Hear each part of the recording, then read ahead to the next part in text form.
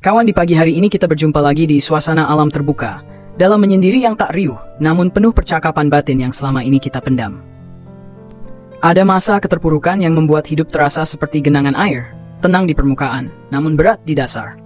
Langkah terasa ragu, pikiran lelah, dan harapan seperti rumput yang diinjak berkali-kali oleh keadaan. Namun lihatlah padang rumput di persawahan ini, kawan. Ia tidak ditanam dengan rencana besar, tidak dipupuk dengan ambisi, tidak ditunggu panennya. Ia tumbuh begitu saja, liar, sederhana, namun tetap hijau meski sering terendam, meski kerap diabaikan.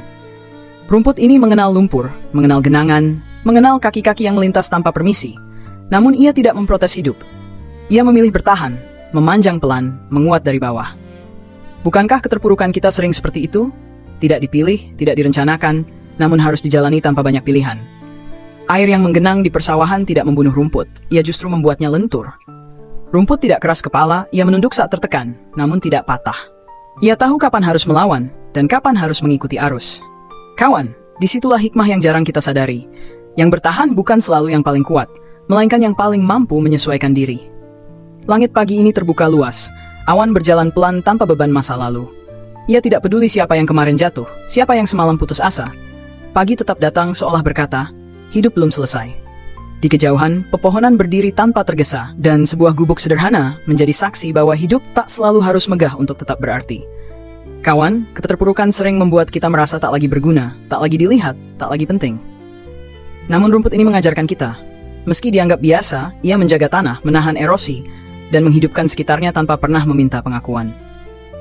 Barangkali hari ini kau merasa hidupmu seperti rumput, tidak dipuji, tidak diperhitungkan, tidak dianggap. Namun justru dalam posisi itulah kau sedang belajar rendah hati, belajar sabar, belajar hidup tanpa topeng. Keterpurukan bukan akhir, kawan. Ia adalah tanah basah tempat watak kita diuji.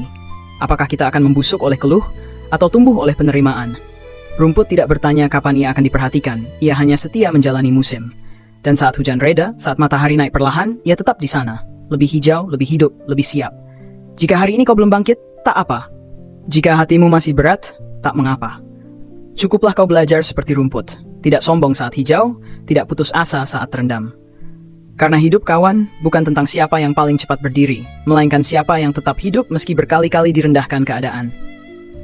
Dan pagi ini di padang rumput persawahan yang sunyi, kita belajar satu hikmah paling dalam, bahwa keterpurukan bukan tanda Tuhan meninggalkan kita, melainkan caranya membuat kita lebih membumi.